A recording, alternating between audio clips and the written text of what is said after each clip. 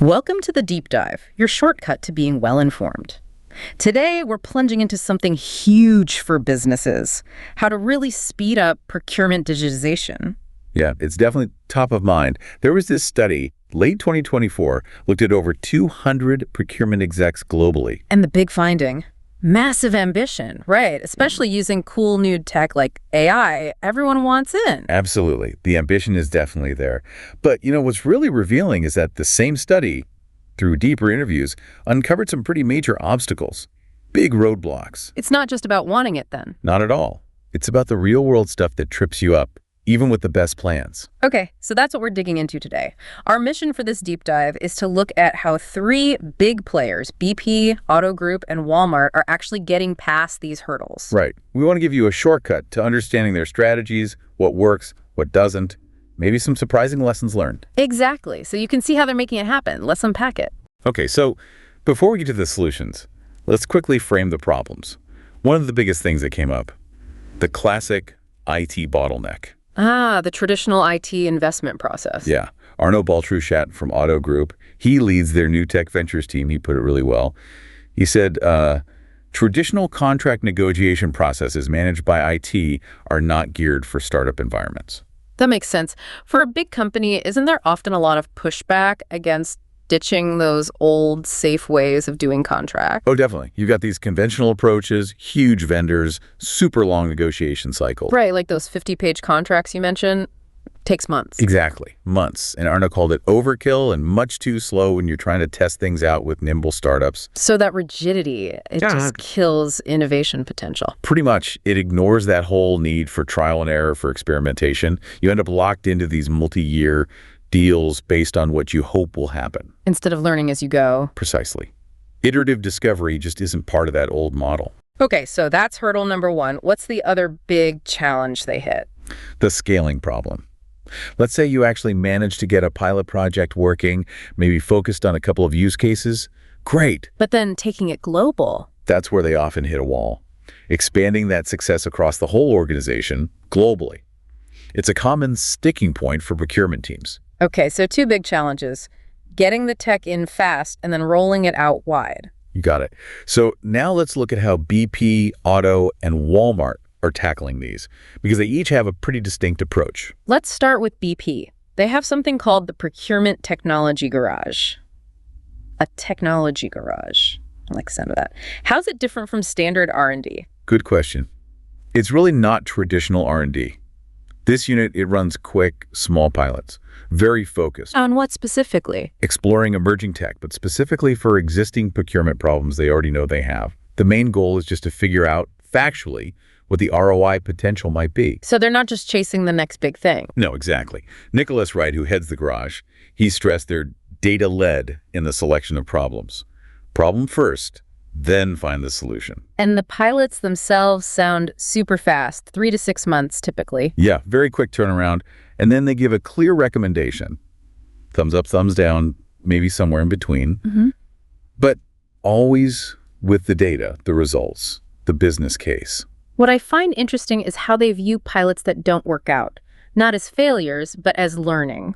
How do they make that stick culturally in a big place like BP? Risk aversion must be strong.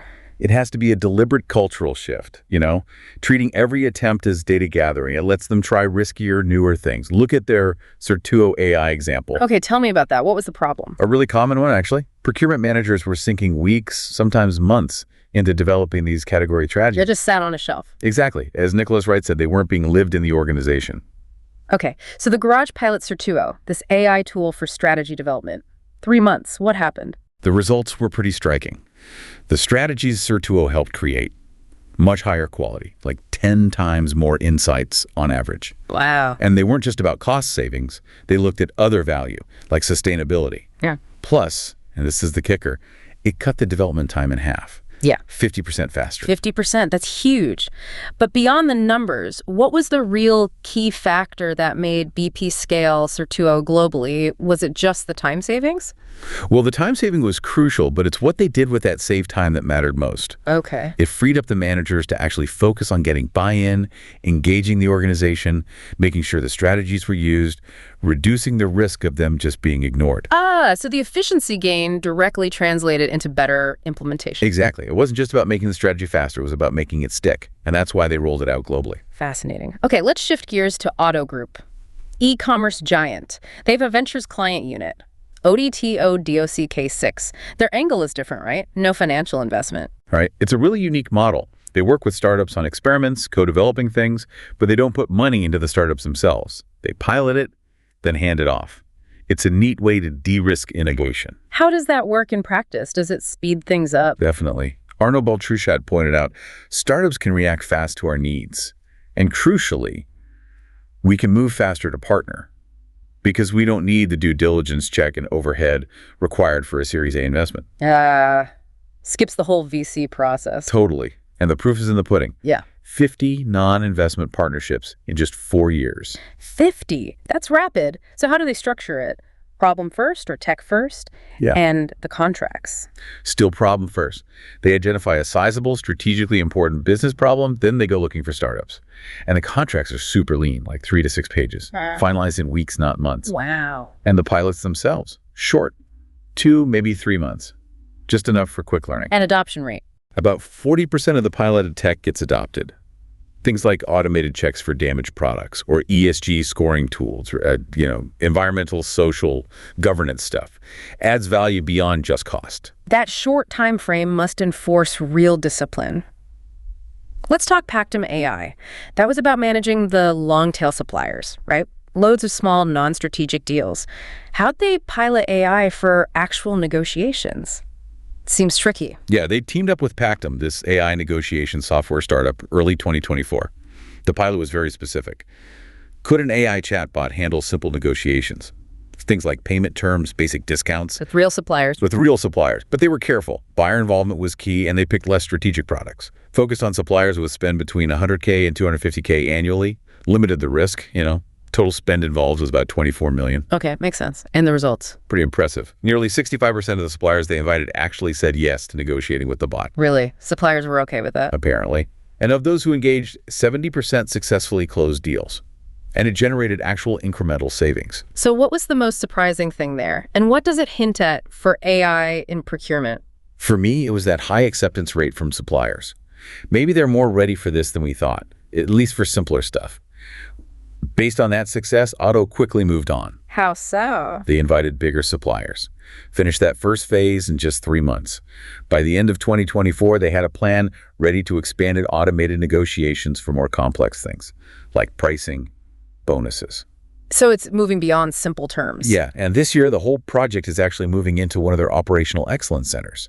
It really suggests AI can grow from just task automation into a more strategic negotiation tool. Very cool. Okay, third example, Walmart, their procurement center of excellence, the COE. This sounds more like a dedicated engine for scaling things up. That's exactly what it is. It gives expertise, resources to procurement teams globally, rolls out best practices, and specifically accelerates getting proven tech solutions out there. So it started with one thing and grew. Yeah, founded back in 2018, initially just focused on rolling out e-auction technology. But by 2021, it broadened its scope, started supporting experiments, pilots, and importantly, the global rollout of emerging tech too, like Pactum AI and Certuo, the same tools Otto and BP were using. So they're scaling tech piloted elsewhere too. Smart. But Walmart is massive, global. Rolling out tech consistently must be a nightmare. Different markets, resistance. How do they handle that? Localized support. That was the key insight. Anton Sheberstoff, a director in global procurement there, said, "We quickly realized that it works better if you have support embedded in the local market." Makes sense. You need to address local concerns directly. Exactly. Deal with any misperceptions and even prior disappointments, as he put it. You need local champions, local success stories. So how did they provide that local support efficiently? They shifted from having dedicated staff on site everywhere to using a super user model. Super users? Yeah, basically highly experienced people from their own internal teams in those locations. They become the frontline support. Bayan Hariri, a senior director, noted, "In that way, we maintained local presence, but it was much more efficient." And that efficiency game, what did it allow the COE to do? It let them double down, basically. They could improve their existing e-auction stuff and focus more energy on bringing in those newer emerging technologies. And the impact on the ground? Huge. Michael DeWitt, a VP in global procurement, talked about sourcing multiple billion dollars of spend using e-auctions globally, across tons of categories. And crucially, he said, we consistently see procurement savings come in higher than in-person negotiations.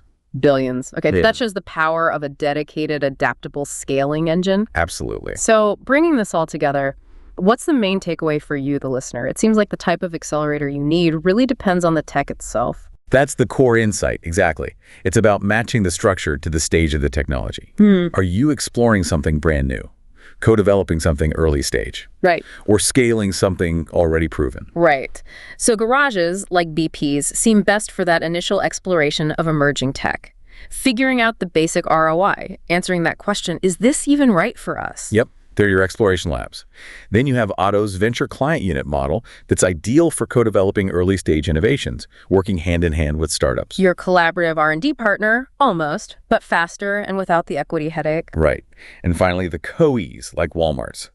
They really shine when it comes to scaling proven technologies across the globe. They're your deployment engines. So you need to ask, where's the bottleneck in your organization's tech adoption cycle?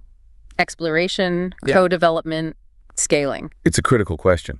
Because what's really fascinating here, the big point, is that speeding up procurement digitization isn't just about finding cool new tech. It's about the approach to deploying it. Precisely.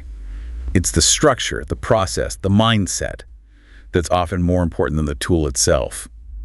We're talking about strategic structural changes needed to unlock the tech's real potential. Recognizing that maybe the old ways of doing things are actually holding the new tech back. Yeah, the bottleneck isn't always the technology. Sometimes it's the framework we try to squeeze it into. So for you listening, here's something to think about.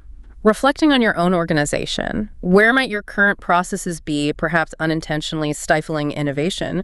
And what kind of new approach thinking beyond just the technology could really unlock its potential for you?